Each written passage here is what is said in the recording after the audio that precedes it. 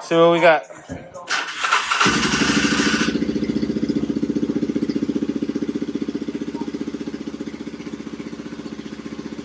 Yo, what's going on, everybody? Hey, man, I hope y'all having a great week and a great weekend. Guys, we are on the road to 1,000 subscribers.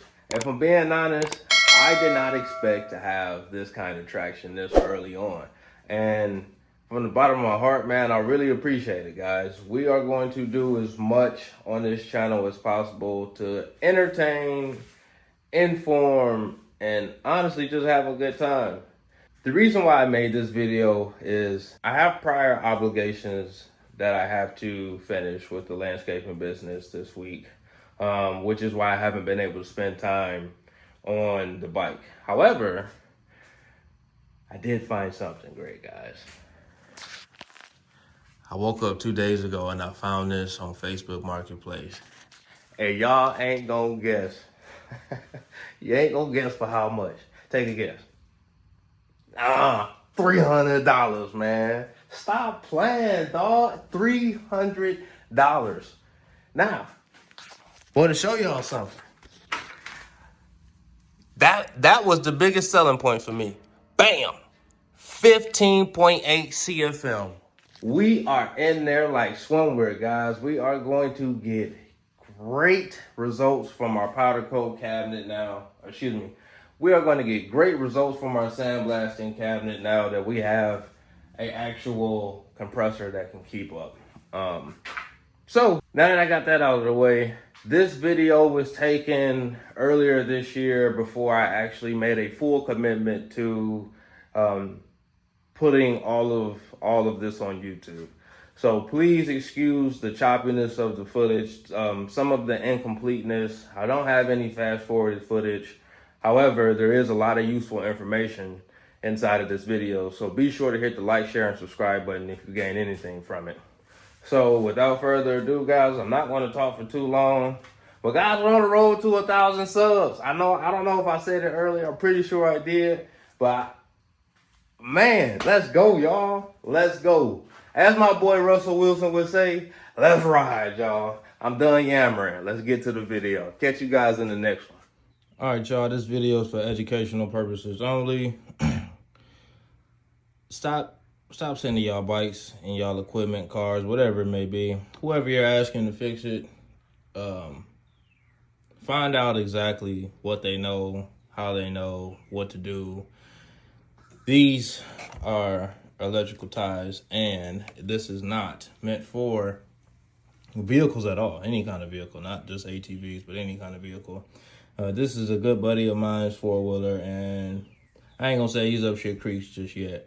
However, the person who did this wiring harness has made it damn near, I don't want to say impossible, but the labor hours it's going to take to figure out where all of these wires lead to in the loom is quite expensive.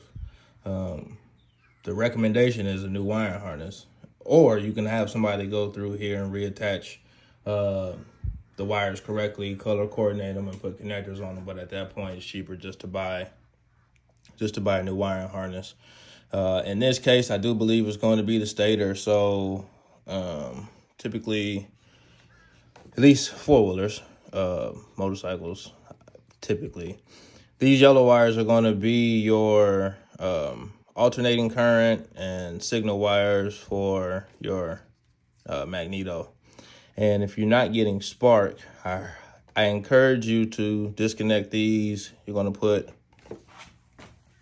one side of the multimeter in the plug and then put the other side grounded to the engine. And depending on what the specs say, that'll give you a resistance range. And if it's in range or out of range, it'll help you know if you need to replace it or not.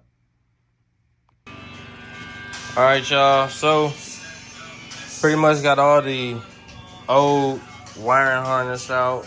That's gonna be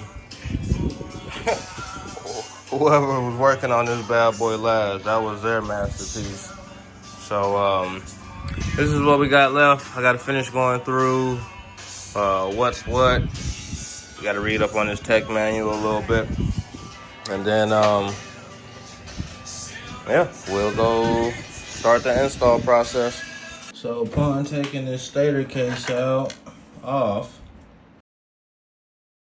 found this just sitting inside the damn engine. I mean, you can see the metal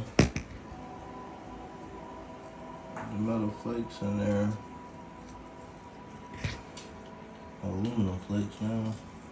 And then you look here as well. I mean, that's all boogered up. Said, what's that? And I got to looking around some more and said, what's that? Oh yeah? I flipped that joker inside out. Boom! So this is the pickup coil that is damaged beyond repair. And you can see that the pads are gone on pretty much all of these coils. Only one really has it left. Stator and pickup coil it is, but something's banging around in here. Alright, so we are back working on the 95 Magnum 425 4x4. And so far, this is what we found. You can clearly see it made contact with the pickup coil. It wouldn't cause that kind of damage. It looks like it's like a piece of metal actually hit it. And I just so happened to find this in the bottom of the case. Here we have the pickup coil. And as you can see, it has definitely it hit something. And the amount of damage it caused, I can only assume it ended up loosening up and running down and hitting that. So let's get a new one in there, and then we'll go from there. That should solve the no spark issue. And then the front wheel actuator for four-wheel drive. Yeah, that's it's supposed to be a bearing, and it ain't supposed to do that. So we'll find the part number for that and get that on order, and she should be even Steven. So this is a stator off of a 95 Polaris Magnum 425 4x4, and our boy has a good amount of electronics that's hooked up to this. And as you can as you can see, this stator is just not meant to handle the amperage output in which all of the loads are asking for. And this is typically what you'll see of overloading your electrical system. So just kind of remember the amp draw, how much power, whatever you're adding to, whatever vehicle you're adding it to. Just kind of always keep in mind the amp draw that device is going to call for. And then compare it to what your system is able to output. And then that'll let you know if you can put whatever extra piece of equipment, whether it's LED lights, extra headlights, speakers, so on and so forth. Something to keep out for. Alright guys, as you can see, my shop is a complete wreck. I have been a man of many hats. So we went ahead, we got the new pickup coil, the new stator in place.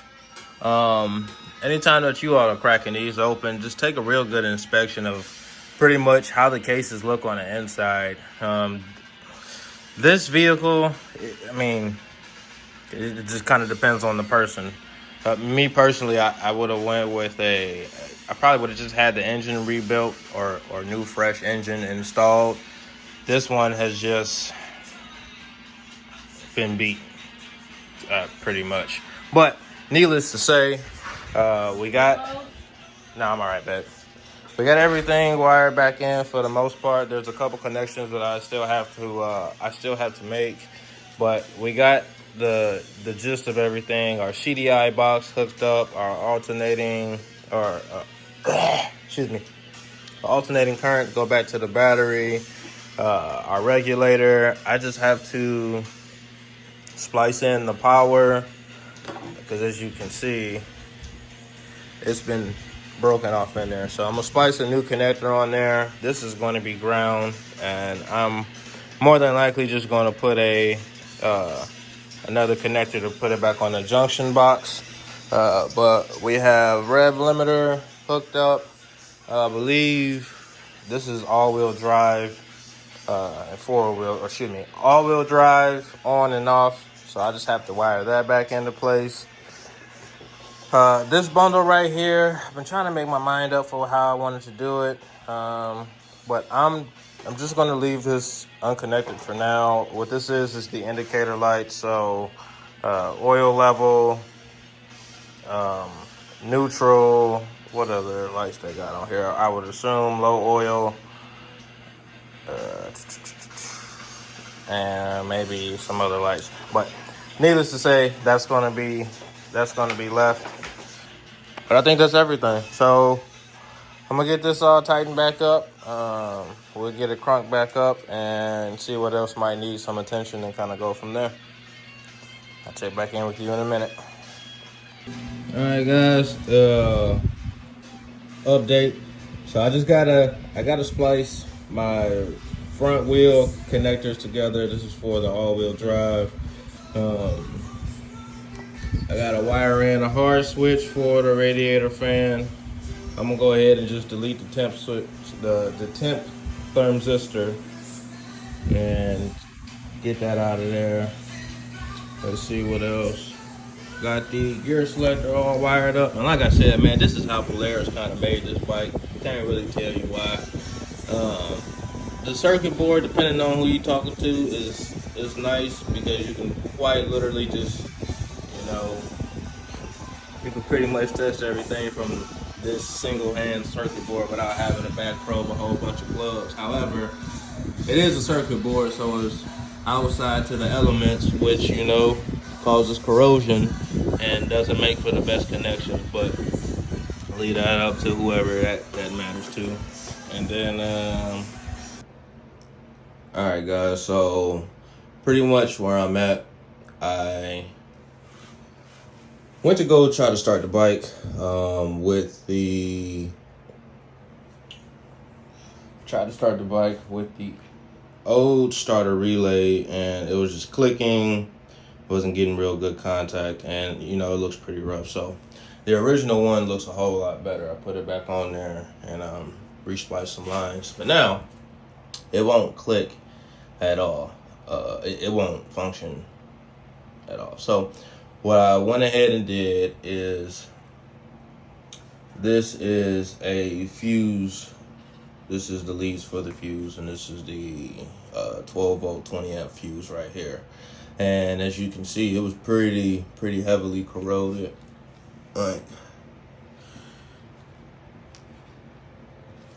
good enough to where it wouldn't make a solid connection. So getting this cleaned up right now, about to put it back on the bike and then see what we get. And then I'll check back in a second.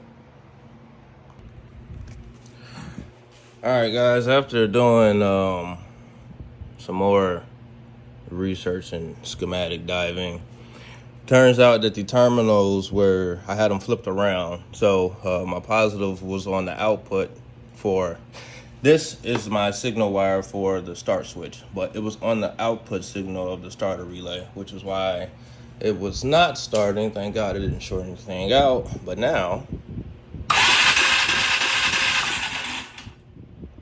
we're back in the game. So I'm going to hook up the ignition coil and verify that we have spark. Long as that goes the way it should go, we can go ahead and start reassembling this bad boy, and then I think that'll sum up this bike, and then we'll go on to the next platform. Guess what, guys? Guess what?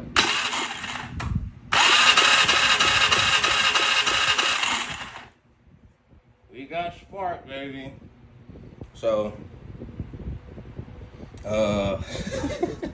the so to speak hard part is done.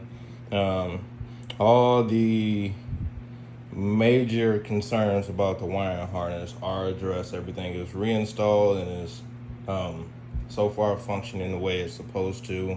I still have to wire up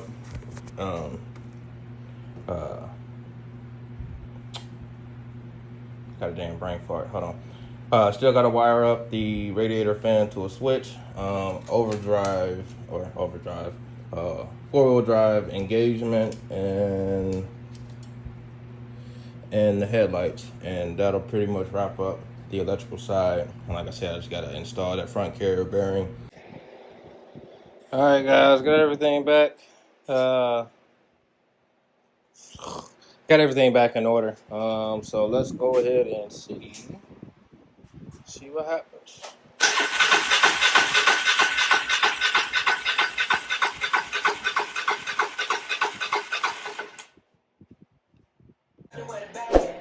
All right, guys, attempt number 2. I didn't have the CDI grounded, so see what we got.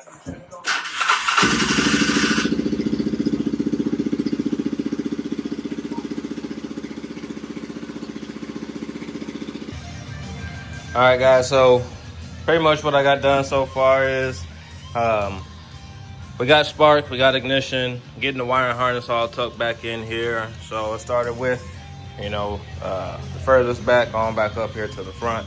So now I'm getting the CDI box mounted, regulator, rev limiter, and I guess clean up these wires. This ground is kind of short, so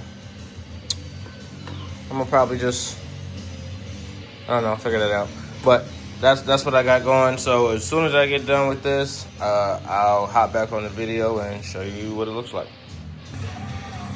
All right, guys, so this is pretty much what I got going on. It's a lot cleaner than the last time I was on camera. So I got the all-wheel drive selector switch wired in. I have to wire in I have to tap into this gray and white wire for the override switch. And I don't have this on the schematic, but if I was a betting man, that's gonna be a 12-volt supply. So I'm gonna put a external battery on that just to double check and make sure that that's what it is. And I believe the switch for the fan and the lights is the only thing that's left. So let's go ahead and hurry this bad boy up. All right, guys, so this is pretty much the last of the last. I got the lights wired up. However, I believe those lights are done for because they're not turning on. I have power right there at the terminal, so that's the conclusion on that. But then I went ahead and I wired up the radiator fan. And this is going to be a power control circuit. It doesn't really matter whether it's ground or power control, but in this instance, I did power control since it's right there, and it's pretty simple. And then I just laced the ground to a central ground here. And that pretty much sums up what was left on this bike. Before, it was all backyard mechanic together. It was all kind of different size wires and electrical ties and so on and so forth. It didn't have spark when it came in here. So I went ahead and I replaced the entire wiring harness, got everything back up and running. I replaced the stator and the pickup coil. And then we went back to an OEM switch because before the gentleman was running off of a toggle switch. But yeah, now she's back up and running. So I'm gonna tighten her back up, get her ready, and then I can get the rest of my daggone garage cleaned up finally, because it's been a nightmare in here. So thank you guys for watching, and catch you in the next one. Coming from the back, nigga open his mouth, said nothing, fell out flat. Cat come out spit.